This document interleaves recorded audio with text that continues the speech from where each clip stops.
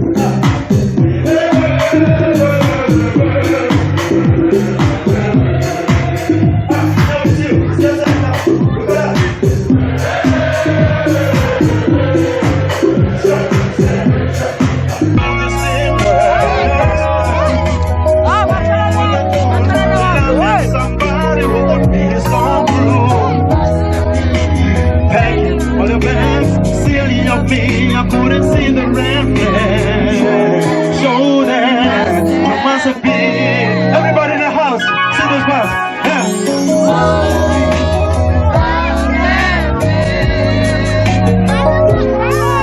Yeah, you must have been. I know, I know, I know, I know, I know, I know, I know.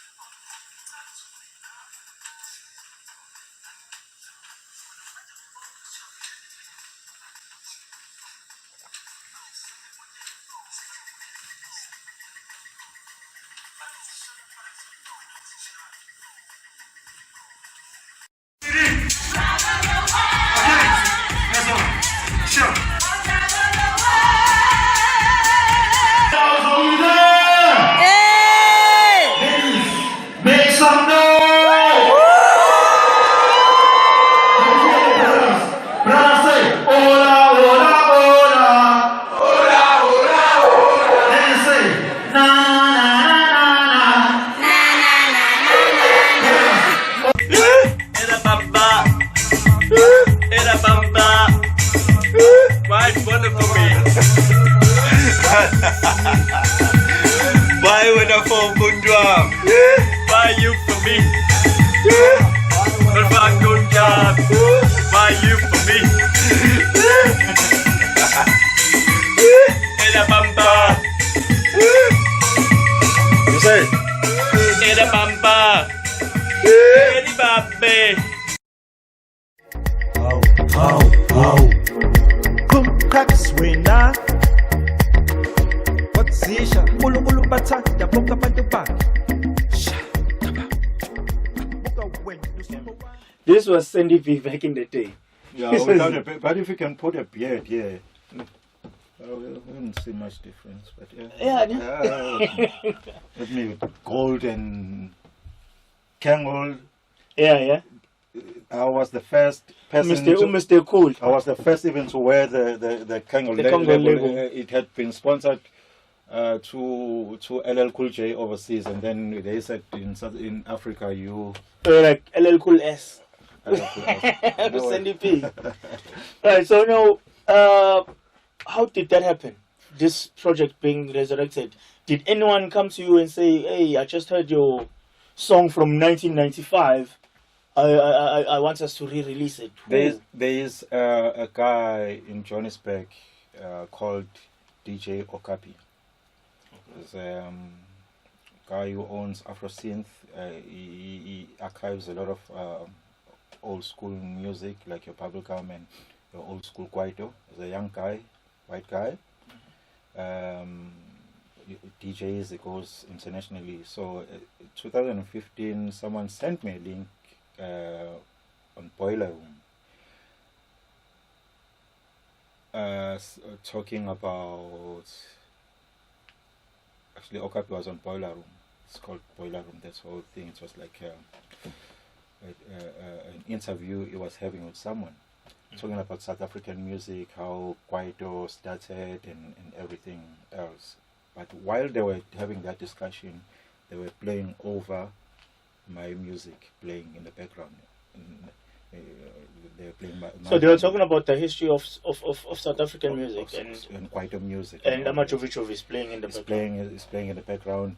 And this is 2015. I had seen my record for years because I even lost my own material. Yeah. So I'm like, these two guys, white guys, are talking about Kwaito music, and Sandy B is playing in the background, and he's talking about the tempo, how some of the songs were slow and all that. Oh. And then, because also he has a lot of people who follow him, and he has a very big network. People started. So people are asking, interest. What is this song playing in? Yeah. And then people started tracing Sandy P. I was flooded by emails from many parts of the world, Germany, US, and everything. People telling me about my song. They had it playing on Boiler Room, blah blah blah blah blah. And I was like, this song, and they said it's a killer song. And then months later, I received a call from Canada. Okay. These guys who own a label called Invisible City, and they also collect vinyl. They have a music store as well. They are a label, but they have a music store and distribute vinyls like all over the world. And then they told me they were interested in doing a reissue of my album, because actually that's what they specialize on most of the time. It's like reissues, whatever they're interested on, and they think it's gonna sell worldwide, they do that. And there are a lot of other labels that are like that as well globally. So these guys, they called me first. And umuntu who owns his music and everything. Yes. I'm still gonna call somebody, or I'm still gonna look through my old It was just you mean hello, let's do this. Exactly. So first I was surprised that I would be interested in something that I did in 1995. I knew that even when I made the song, the music that I made, it was not music that one could enjoy at that time. I also knew myself that it's timeless. When I listen to the music, I always knew that it's like timeless. Yeah. And when these guys showed interest, I said, okay, no problem. Then they gave me the deal. This is the deal. We'll give you this, just to make you smile and understand.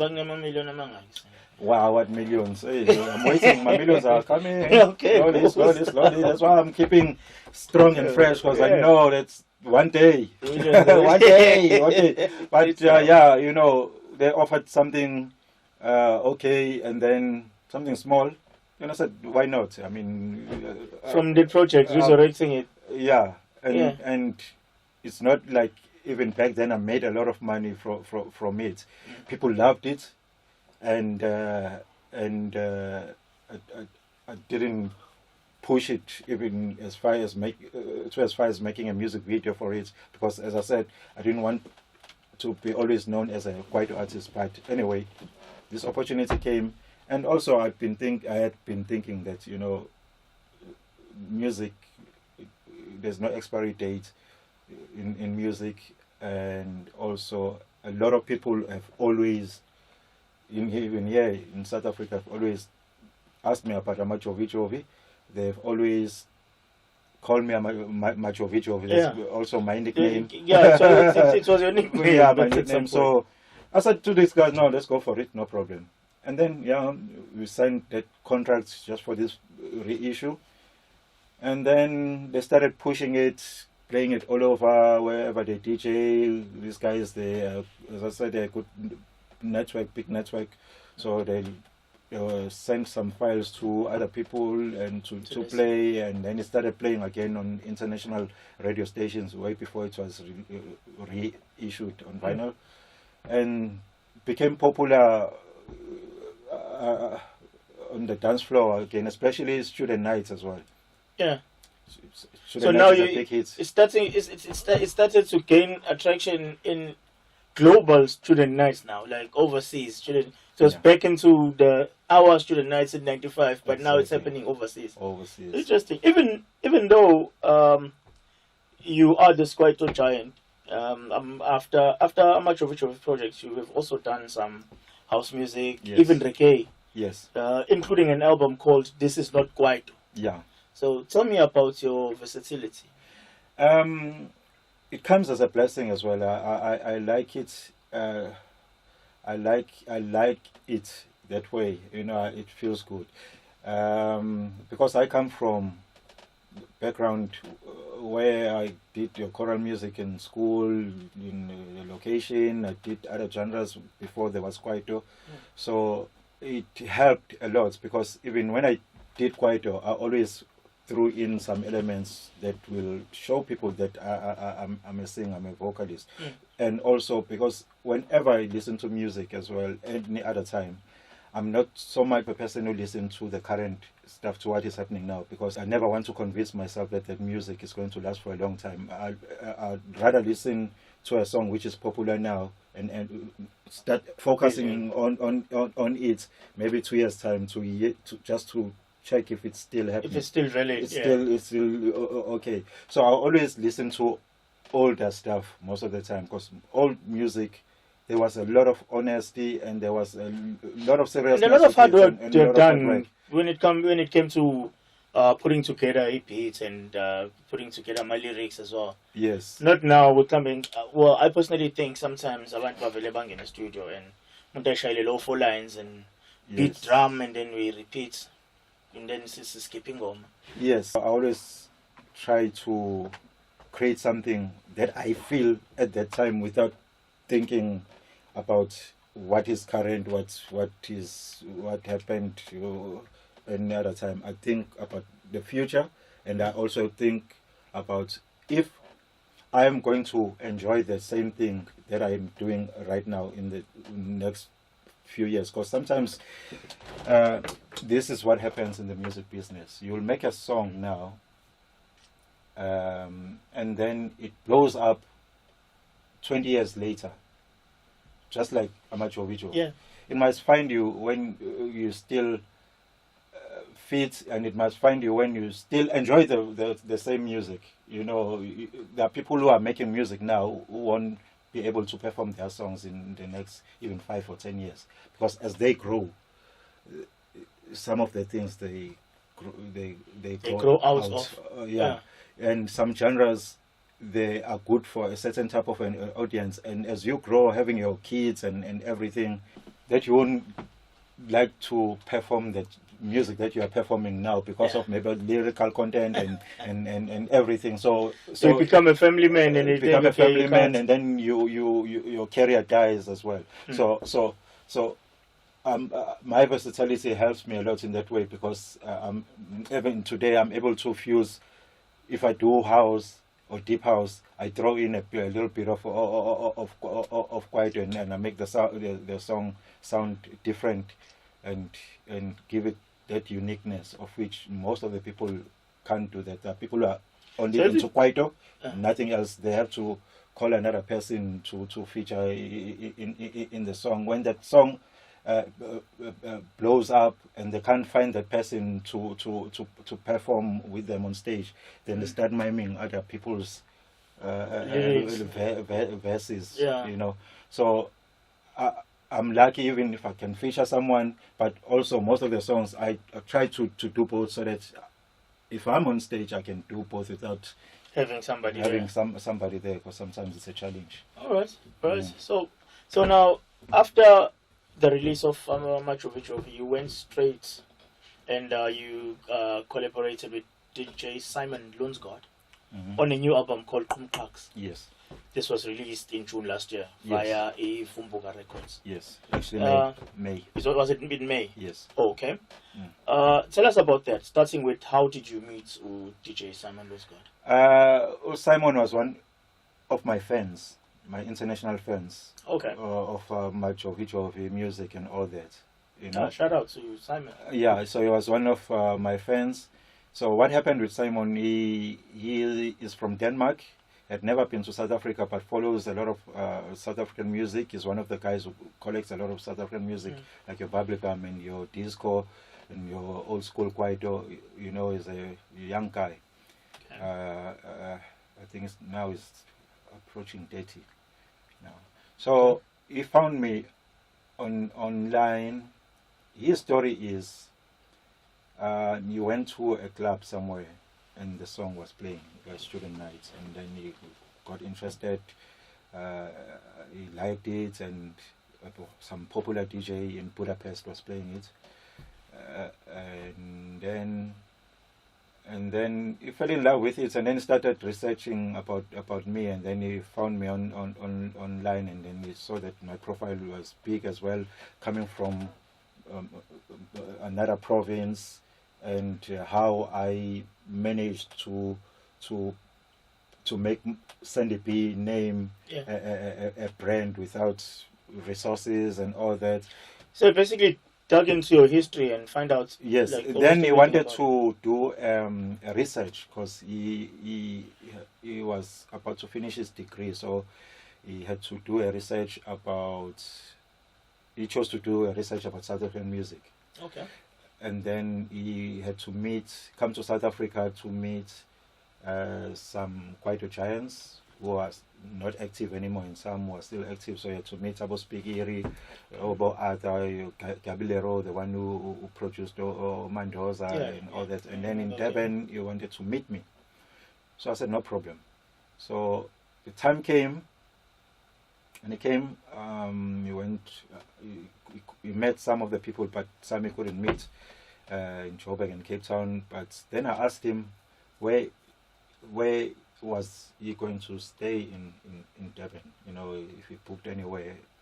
And then he said, no, you're still going to look for a place. And I said, no, I have an extra space at my place, then you can just come.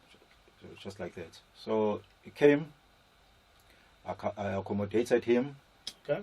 Yeah, but he spent most of his time doing his varsity stuff. Yeah. He had to submit stuff. Then we ended up doing some beats. So I allowed him to do beats the way he understands Kwaito. Yeah. Because I knew what I was doing. You know, so he's also a producer. he is also a producer, but a young producer. Yeah. A young producer, not like a top dog. No, a young producer. So I said, no, I'll give him a chance. Let him do whatever that he wants to do. Me, I'll just put the vocals. But I only did Kumkax, everything. I produced, I programmed it, and I did everything. But the rest of the songs in the album, I just let him do it the way he understands Kwaito. Yeah. And if he goes astray, then I'll put him in the right direction. But I just let him do that, and then put some vocals.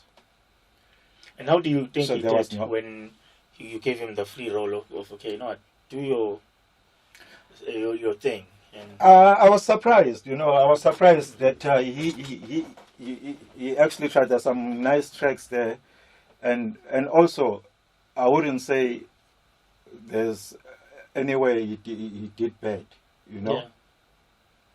You know. Because Kumkax has 7 tracks. Yeah. And recorded in your home studio. Yes. It boasts your Kwaito style. It has funk. Yeah. It has R&B. So Just mixed. you mixed everything in But in that Kwaito. one project. In Kwaito, not songs. It's all Kwaito, but we tried to keep it 90s.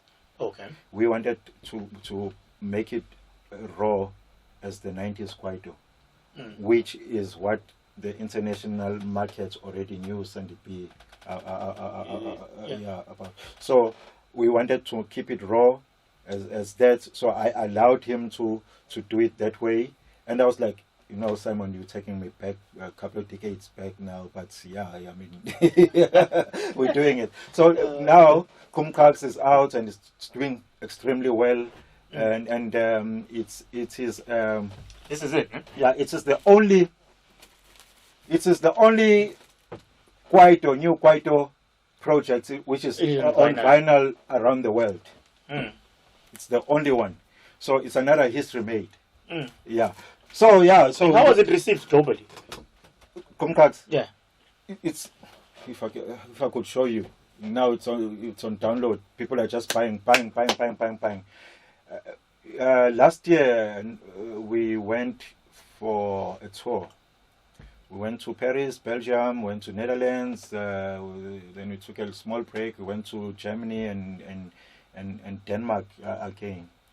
We've been everywhere. Yes, everywhere we went, sold out. We carried some vinyls for selling at the gigs. All going. Okay. Hold it right there. We're going to talk about your international travel just now. What made you release another Kwaito album? What you spoke about the enjoyment of your music resonating with people. And what if abantu enjoying your music and there's amaculo that they've never heard before, yet they actually sing along music. You said that's really special to you. Would you like to comment on that? You know, it's very, very special. You know, coming to that, you know, I'm from the country where people have gone a little bit funny in a way, you know. They've gone a little bit funny in terms of making sure that, especially Kwaito music, remains our culture and the way it should. Because Kwaito music has a very rich history. It happened when we were in the transition period from the apartheid regime into democracy, and it's originally ours, and it has that township history. How people entertain themselves in the township, how the township guys managed to create a genre which ended up feeding millions and millions of people. You know, I think when you see people responding to that, it's the way I feel that people back home should be responding to Kwaito forever and ever, because they love Kwaito. People in South Africa love Kwaito. When they hear any old school Kwaito music, they love it. There's no event where there won't be a DJ who plays old school Kwaito music. It's there, it's timeless. When people respond that way, in a way, I imagine my own people back home, that this is how it should be, you know. And it's really amazing, because when also I go to any country abroad, it's autographs, respecting the profile of Sandy B as the artist, respecting the way I have managed to keep it going and be available to this date for them to see me, to have someone to come and perform it live. Because for sure they've heard your music for years. They didn't know who this guy is, and they've just heard the music and liked the music. And so actually have Sandy B right there. And then now my music is sung in street language and Zulu and a little bit of Sotho here and there, and then you hear people trying to sing that. They know the part is coming, but you know they don't understand the words, proper words, but you know they know the song, and you're like, and when you give them the microphone, they just go on. And in the audience, you'll see someone who comes from Asia, someone who comes from many parts of the world, and everyone is just enjoying the sound. So it's like a blessing. and I love it because also for me it says I have also done good in terms of ukbekezela, the perseverance. Yeah. And these things find me while I still have energy, while I still have power to do it, while I'm still active in the music industry. While I look good in a way that a lot of people, when I finish singing, I look good. When I was actually about to ask you, what is your secret for? When I finish singing, they always ask me, "Are you sure you made this some of this music in the 90s?" Because some of us were born in the 90s, but we love your music. We buy your music, we collect it, and your energy. When you dance up there on stage, when you do your thing, when you command us to do things, we get tired, we can't keep up. And I tell them, you whenever you come to a Sandy B concert, you must first go to gym for a week. Prepare yourself, because I'm gonna make you sweat, you gotta dance. So then they ask me questions like, tell us the truth, how old are you? And my answer is always like, I'm ageless. I don't believe in that age. Ageless, and you make music that is timeless. I make music that is timeless. I'm ageless. I don't believe in that. It's some of the things that are meant to control our minds, and then we are not able to do this because now we're feeling old, blah blah blah. You know. So I don't believe in that 12 months calendar. I didn't create it. So I didn't take part in making that decision that the year must start from January. And if it was me, we're going to add a few months, like maybe January, February, or whatever, after December, and make the year longer so that we don't feel old. Yeah. We are able to do things. So it's nice for me. It's a good feeling, because also inside me, I always feel that there's still something good coming for me. As I must just keep on going. No pressure. I'm not rushing to be famous. I'm not rushing to be seen with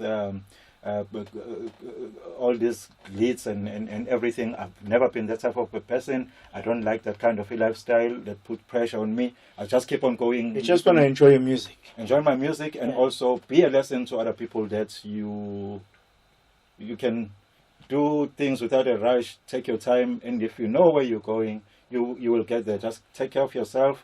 Make good music and focus. Don't move too much with the crowd that is going to derail your plans. Just stay on your lane and go. So that's how I keep myself going. And all these things keep on coming slowly. Amajovi, I'll tell you now, is more popular now than it was 2 decades ago. It was popular then, but in terms of sale and it's really amazing, because now it's on the global market. And I actually saw an article about you. We saw Lezo. Yes. Yes. The article lena be titled i-album yaSandy B hlanganisa izinhlanga. Yes. Yeah, but it's actually interesting because you have interacted with a lot of people globally. Yes. Yeah, but so and it was Ukumkax is actually responsible in a big way for that. So ingakho should betty lokoza and the album yaSandy B hlanganisa izinhlanga. Tell us about the article, and how do you feel ukuthi your latest albums have reached out to people from different backgrounds and different races positively? I'm this kind of a person who believes that the world is huge. We all know that the world is big, and I also believe that there are many opportunities out there which we need to go and discover. And also, this type of a person who feel that a lot of artists, in South Africa, are so much in a comfort zone. They want to be popular in only in Durban. The artists I know who have they think they're big. I don't know. I don't know. They think they're big, but you'll hardly hear that they are out. Maybe Richards Bay or or they're on TV Like every Italy. day. They are around here. They don't even own passports. They don't even want to go out and be on tour for a month, just like how Mambazo do, where Mambazo will go for 3 months on tour and get to understand other people's cultures, get to understand other people's sounds, get to understand that there's so much more that you can offer to the world, rather than just putting yourself in the corner. Now we have issues of your racism and all these kind of divisions that we are seeing around the world. Traveling and making music for the world exposes you to a lot of things that make you realize that whatever that you are complaining about and pointing fingers at other people, most of the people you are pointing fingers at have experienced what you are pointing, what you are, what you are blaming them for. When you go out to Europe, there are a lot of people who don't actually interact with, I'll say maybe Africans or black. They have their own histories where they fought their own battles, their own wars amongst themselves. They have the same skin color. Maybe the one is from Germany and the one is from Italy. You understand? And you are not too much of a problem to them. They want to make friends with you and make music with you. They enjoy everything about you. You are less of a problem. So when you travel, you realize that,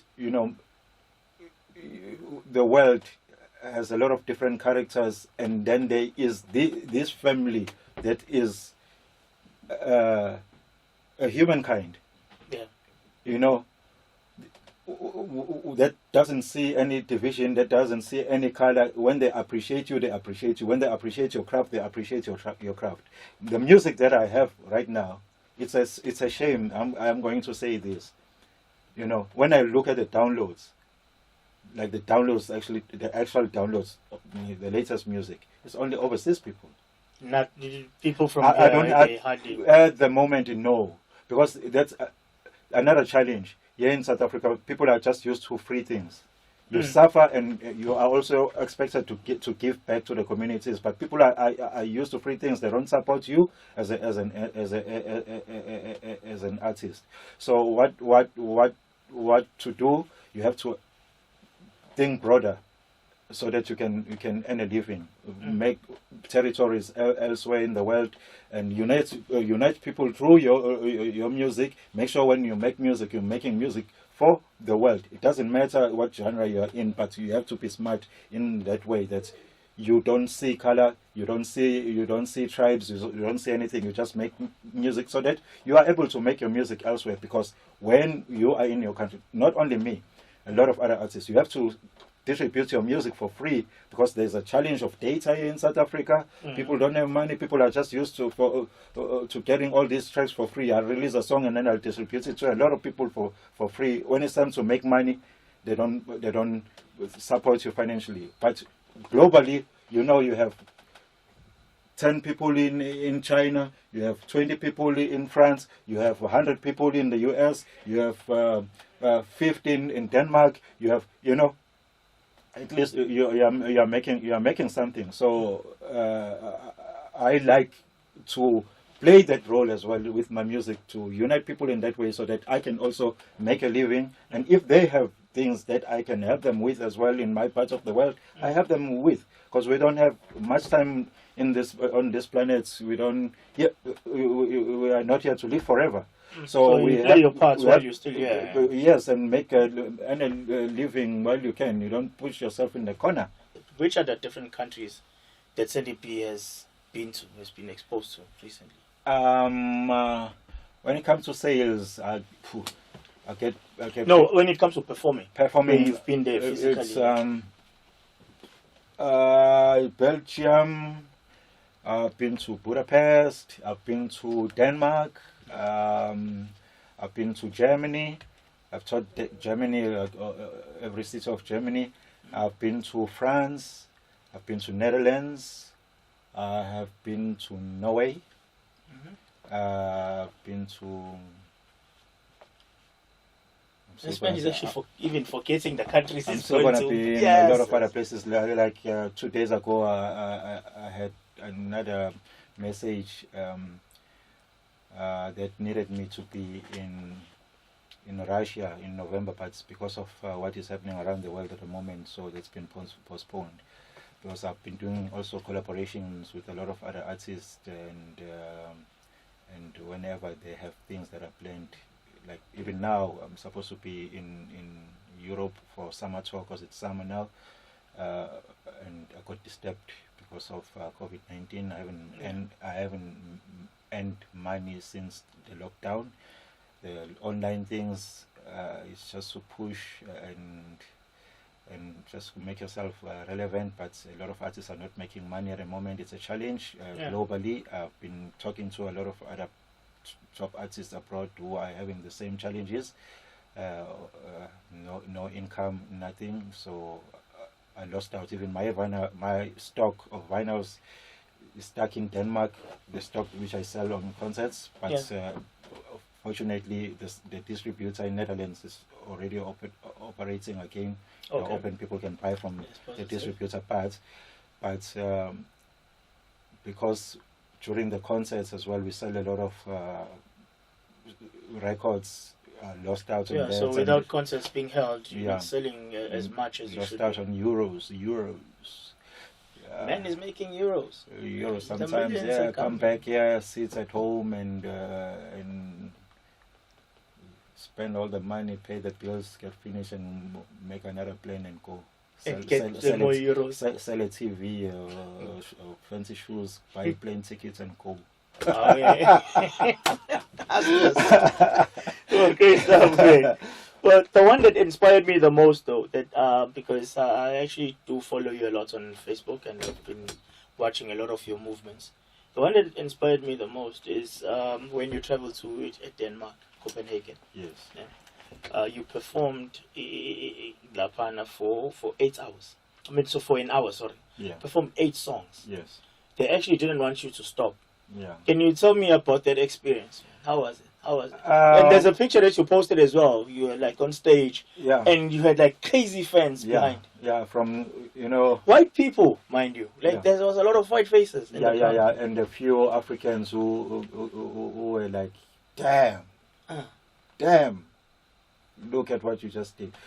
That one in particular you are talking about. That is a festival in Copenhagen. It was their 20th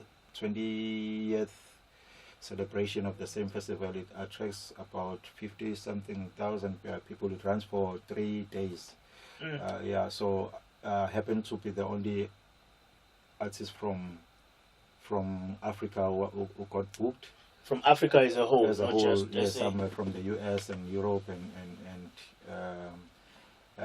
funny how I got in there. Simon was still around, my friend from Denmark, the one now we own the label with. So he thought about it and then he said, there's this festival, maybe they can put you on there. Then we sent an email. Then the owner of the event said, no, we've never heard of Sandy B, but it sounds interesting. It was like 3 lines email. Not like a long story. And then he sent another email 10 minutes later. And he said, oh, wow, Sandy B. I was playing his vinyl 2 weeks ago. The one who... So he actually remembered, hey, man. Yeah, he just knew me again. Then he said, no problem, no, we want him. Then it was right time, and then I went up. But the challenge with most of these festivals, sometimes they don't fly you up. They'll pay you for everything, nice hotel. Sometimes you pay for your own flights. You have to pay for your own flights. So it was another thing. Now I have to put all this money together because I wanted to also give an opportunity to some dancers as well, Pantula dancers. So I had to put some money together. They were paying for the gig and all that and everything else. Top class. So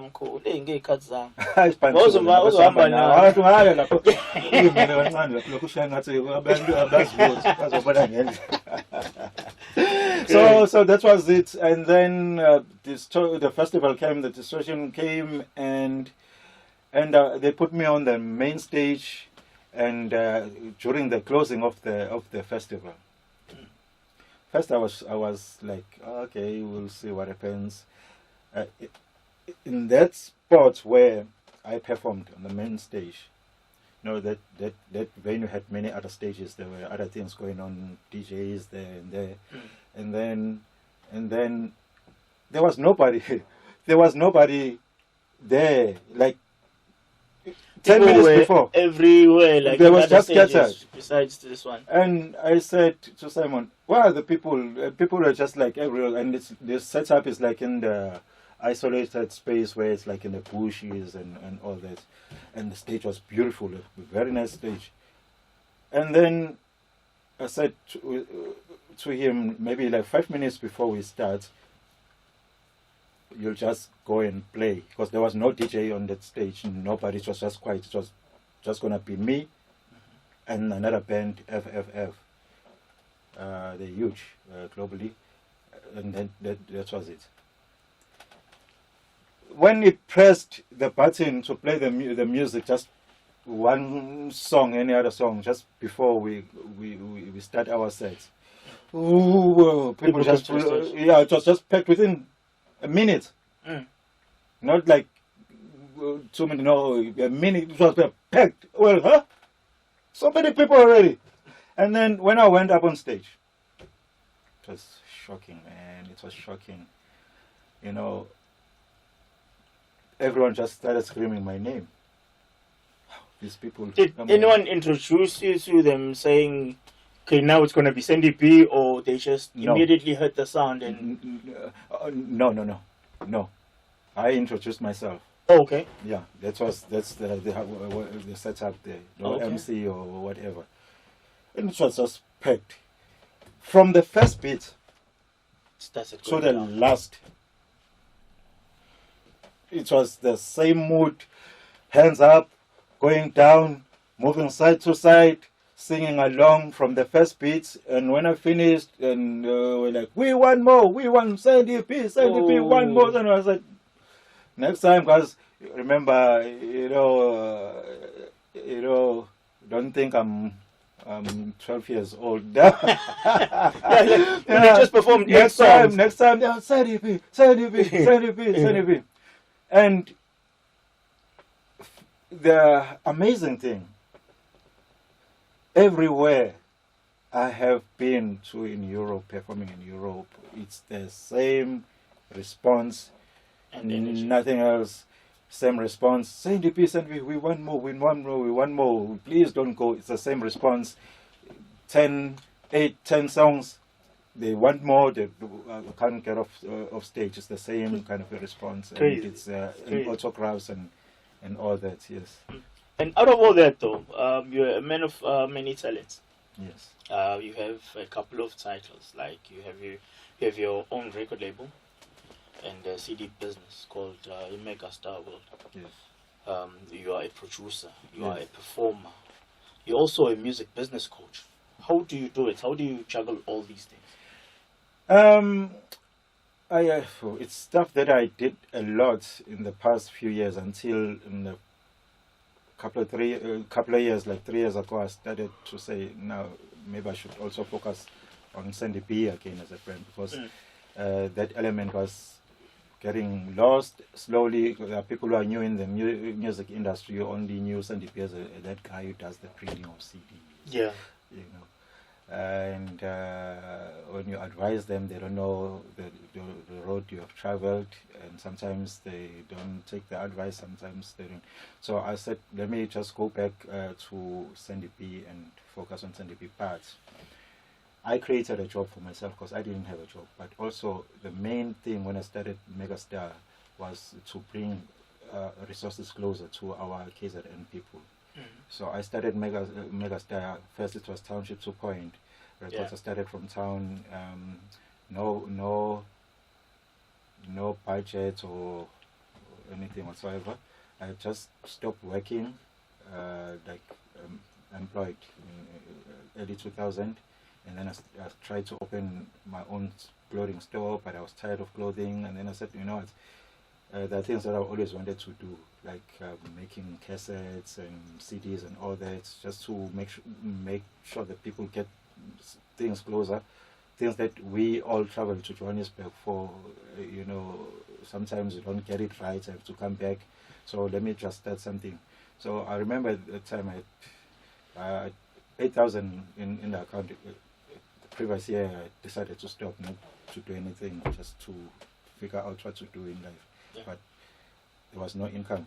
And I went to the bank, so there's 8,000 rand sitting here. Then I went and looked for a space in town, and I opened the business empty space, and then I just had an idea. Then I started outsourcing some of my services to Johannesburg. I made a way to try and get them quicker than you as a client, going direct and cheaper. Yeah. And cheaper at the same time. So people were coming to you. You were getting some services from Johannesburg and delivering. They didn't to know. the clients, yeah. It was like everything is not just machine is just behind. Yeah. So slowly, I started making small profits from there, buying my own equipment. Slowly, and the space started becoming smaller. I started employing people, and then I taught myself graphic design, and I started doing all those other things that I used to do outside. And because of creativity I have, and I started doing all these nice covers and posters and everything, and I started getting bigger machines. I started expanding, but I never used to sleep most of the time. Tell us about some of the artists, some of the known artists that were actually your clients. Everything from Afrotainment, everything from everyone. Shota, Zex Bandino. Actually, Zex Bandino used to be my dancer way back. Yeah, and everyone is popular now. If you think of any artist whom you see on TV or hear on radio from Durban or KZN, they've been to Megastar, I've provided them with services to make their CDs look presentable for radio stations but the only challenging thing about the business is that most of the time artists come maybe twice a year, because people don't release music all the time. Yeah. And everything. So when you're busy, you're really busy, and then it gets quiet. It's a very tricky kind of a business, because you are also dealing with people who don't make money, most of them. Who have their own challenges in terms of making a revenue through music. So these people have to take their music to radio stations. Sometimes they don't get their airplay. That motivation get lost. They can't make money to go back to the studio. The whole value chain also get destroyed. So that's the challenge. Sometimes they're hoping to sell their CDs to the public, and it doesn't work. And it's not like food. It's not like food where people will always be hungry for food. They want bread all the time. But what I am proud of, and when I look at myself in the mirror and think, is that I played my part to make things easier for many artists here in KZN. Brought services closer. Not anyone involved, like your government, no funding, nothing. Even when you try to apply for funding, it's promises and promises and promises and nothing promises. And I'm proud that I was able to create something from nothing, and then it gave me something to do, and also it became exemplary to other artists, that it's not only about music that you can make a living to survive. Those artists we know globally, they have other stuff going on the side. It's not just music. If you just think you're gonna make money just singing, going to the studio, then it's not gonna work. That's why you find guys like abo 50 cents, or but a lot of them. Background yabo uthola ukuthi bekunoma drug phakathi bekunani, o social night, but bebenza ezinye izinto eziningi, o PD manje bano chwala babo banana. There's a whole lot of They're things still that you can keeping do. relevant because bangena on the business side of things. Thathi profit encane ufake ngala ukuze ukwazi ukuthi uqhubeke futhi la ngolento music. But I motivated a lot of other artists because at that time when I started that I used to mess up as well with my friends, you know, drinking, you know, just not having a direction. But I said I am going to try and be an example to others because also I have a background of being an employer and also an employee and also managing other people's businesses when I was still employed. So I said I'm going to create my own thing using that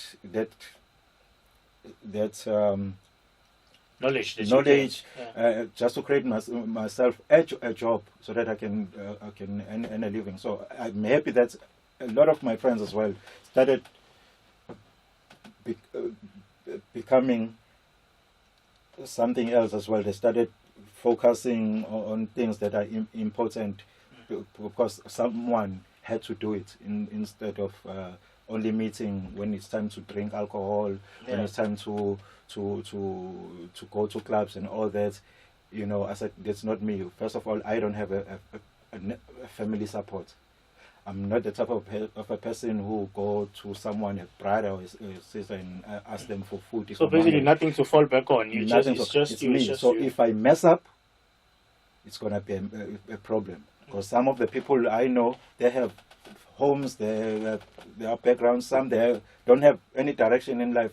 You might find yourself taking a wrong direction, following the person who have no purpose about their life.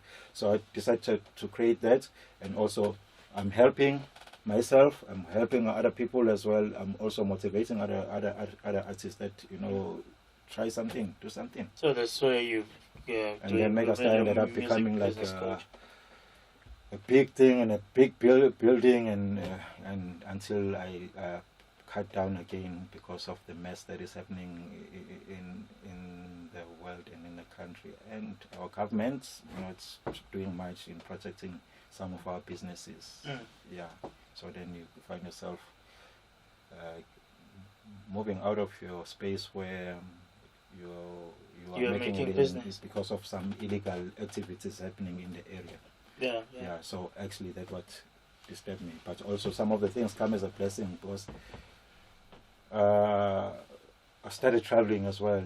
You know, I started focusing on traveling, just to go out and see the world and make new friends and find other business opportunities outside.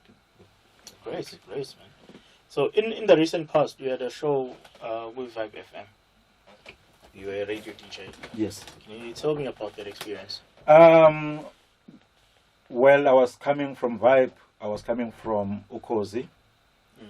At Ukozi, I had a feature for 6 months. It was more about the 90% local content, which was proposed by Uhlaudi. So, and then before Ukozi, I was with Inanda FM for 2 years, and then before Inanda FM, I was with Metro FM for a year, doing a feature. That opportunity was given to me by the late Sekhale Mokhotsi. And then before that, I was with the Durban Youth Radio. Basically, I have that radio experience, and the funny thing is as well, I never had to apply to be on radio at any of these places. It was always offered to me. There's a space suits you, you know. So I did with Another FM. I did a reggae show. I was not even getting paid a cent for 2 years doing that show. I had to, you were just on radio. All these radio stations. No, like my travel. No. Even with Vibe FM, with Metro FM, it was like, you know, everybody needs that exposure sometimes. And while I was at these places, especially Obon and FM, I even branded my cars with the radio station brand, you know, because certain things help you open other doors. And also, when you sit with people who think you have made it, and tell them that you have done a lot of voluntary work to be where you are, or just to pave the way where you are heading, and you know it helps to motivate them in that way. But as I say, spending all this time with these radio stations, I never end even 20 cents. Yeah, I'll go there, be loyal, be there on time every day, sacrifice everything, sacrifice other activities that I could be attending and just be on radio. Same thing with Metro FM. I used to make sure that at 5 o'clock I'm on standby with my phone, sober, and say what I have to say about what is happening in KZN in the music scene. With Okozi FM, I had to be there at 1 o'clock in the morning. I'll say Mondays, just for 20 minutes. So I was not supposed to fall asleep up until after that. After the show. After that. So the first one was your sleeping time. By 12:30 or whatever, I'm on the road going there to talk to people about the music industry, and I did that for 6 months until the feature was called off, and then I moved on to other things. But I'm not going to be doing things for free now. International. But sometimes I get tempted. I get tempted because I have the house. You enjoyed it in a way. I enjoyed it. I also like to help. You know, I also like to help. I've collected awards which never came with money. Sometimes they give them to you when you really need money, and you think, maybe today I'm gonna walk out with 10 grand or 20 grand or 50 grand, and it's just an award. Thank you. And shake your hand. And shake your hand in the not hall even like full of 5 blocks decent people, and everything is paid for. That one, I remember that one. It was at SAPC. It was just to honor Sandy P. Everything was there, catering. It was nice and everything. That's the award I walked out with. There was no money. And it says you have played a huge role in the music business. Yes. We thank you. Yes. So sometimes it's some of the things which I always like to teach people about this music industry, that it's not as glamorous as they might think. There's a lot of sacrifice that you have to make. There are a lot of other projects where you uplift other artists. Just there's another one. That one, I was part of the producers of that album. It sold double platinum. It was the first Kwaito project in the whole of KZN to sell double platinum, and it was a debut album by DJ Bongs where we did it with Obo Dust and everything. I have it's in Otina Sobabi. Yes, I remember that. Obo Dust and everything. I only got 3,000 rand for that, and that was it. After some time. But this album was like no one was basically Monga now the album Monga was music. And it comes with challenges. Like some of the people you will give platforms to, when they are up there, they don't mention anybody's name. They talk about themselves. You remain far from everything else, and when they do that, you are losing income, because there are people who might be needing your once they mention your name, they'll think, okay, so this guy, to be like him, you need to go through this guy, you know. Yes, so it's selfishness in the industry, and it goes back to the megastar CD printing. You'll find people who used to come to Megastar for services, but when people ask them, they'll point Johannesburg. It's either they're trying to make it difficult for the next person to get the services, or they scared of a competition, or they're just hiding their sources, and they're not realizing that they're killing your business. Yeah. And some will make up even stories. No, they're expensive, or they make up stories, and you'll hear that from people when they come and see some of the stuff displayed. So and so, but we spoke to him. He said they only do the And it's the very cities we saw, and he said he did it in Johannesburg. Wow.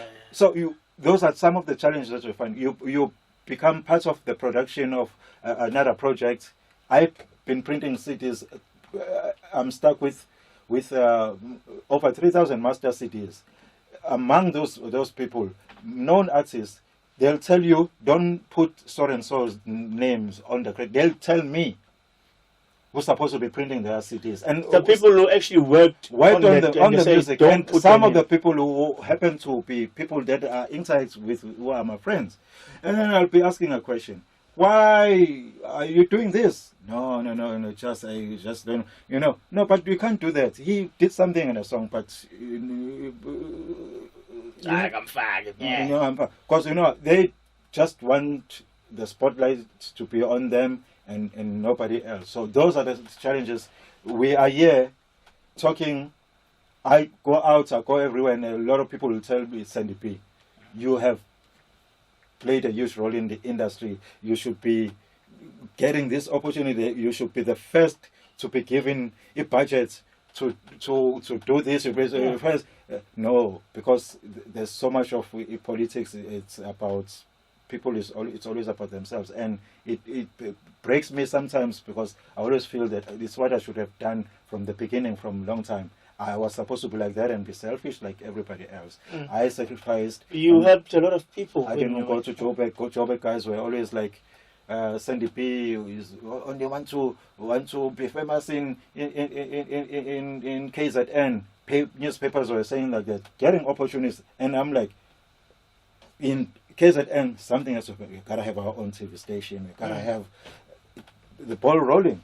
But when people started seeing money and politics change, then the industry was also influenced by who you align yourself with in the political sphere and all those kind of things, and then everything just became a mess, and people started seeing money, collecting money from there, and then it became about them. No, leave so and so, and a lot of people will say, Sandy P has made money, has been around in the game. They don't understand that when we pushed in the beginning, there was no money in the black person's hand. It was like those promoters who had money. You get whatever that you get, and that's it. And we just enjoyed to be on the stage and building ourselves. But things started changing. The money is in the hands of a black person in this country.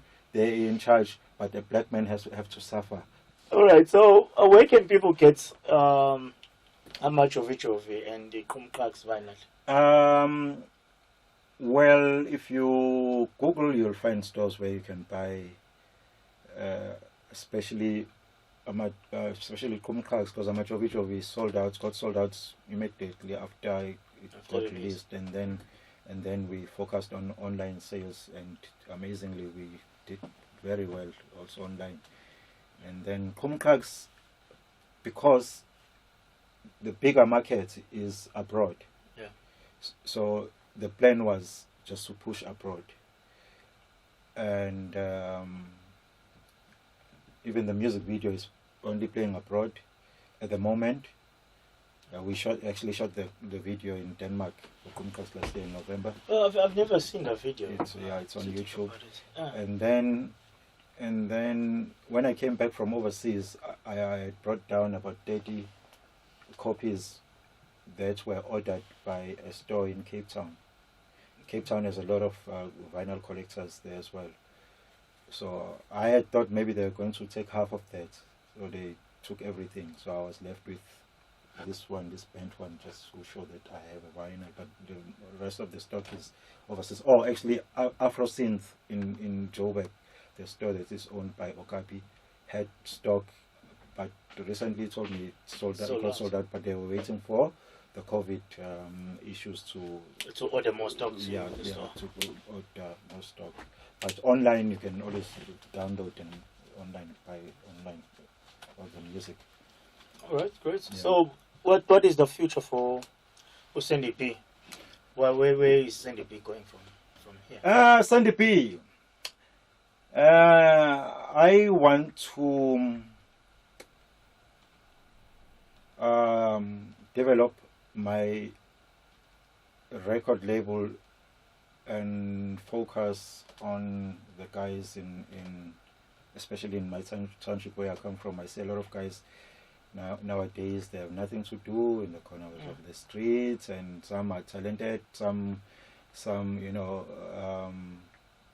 just don't have any direction in life. So I think it's about time that I do that.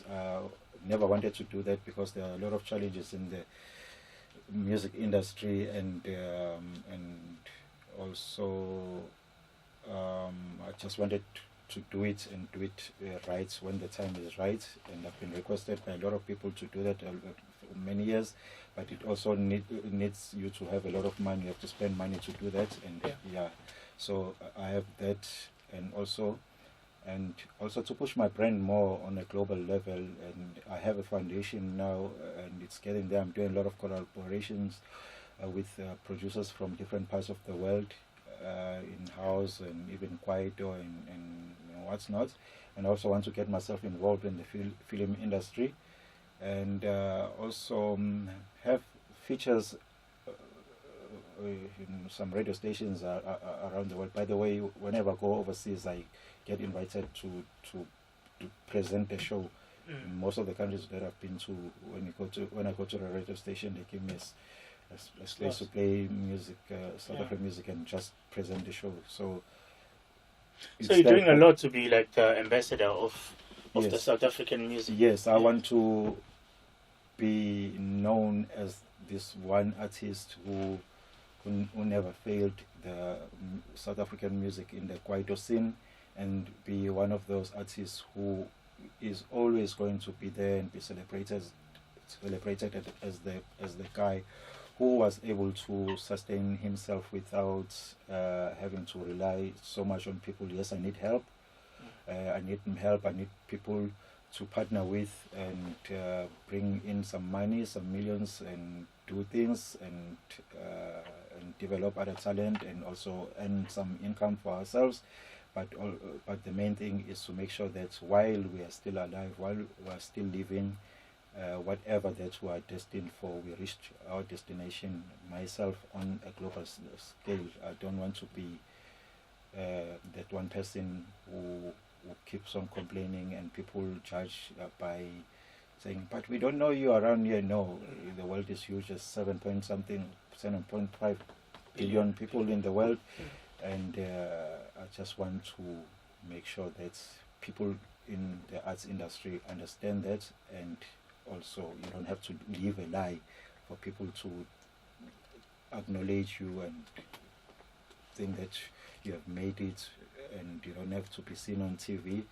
It's all about making sure that you get what you want in the way that you want it, on your lane, and along the way you unite people. You send a lot of love out there to people. Right. We've come to the end of our interview. Yes. We'd like to thank you so much, Sandy P, for coming to COVID-19. I got you. I got you. Still have jokes. Thank you so much for coming to my story, to tell us about your story. Thank you. You're welcome. It's been a pleasure talking to you. It's been a pleasure knowing a lot of these things about you. I believe a lot of people This is how I don't look know. without glasses. Yeah. Yes. A lot of people don't know your history. A lot of people don't know the stuff that you've been through. Thank you for basically laying it all out to us. Thank you. We wish you the best in the future. We wish you the best in all your endeavors, and Thank you very much. what you wish to achieve with all the youth that is coming up. It's all positive, and we wish it all comes true.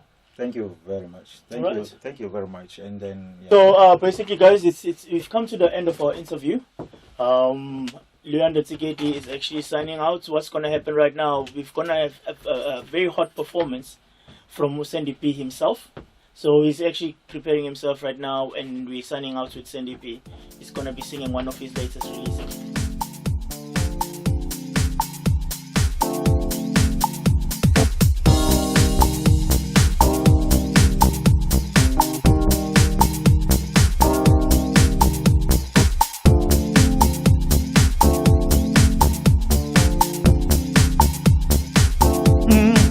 Show me the way to some ecstasy. Baby, can't you see? It's all about you. Show me the way. Show me the way to some ecstasy. Baby, can't you see? It's all about you. Show me the way. Show me the way to some ecstasy. Baby, can't you see?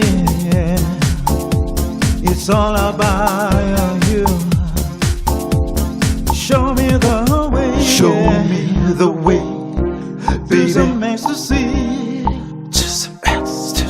Baby, can't you see?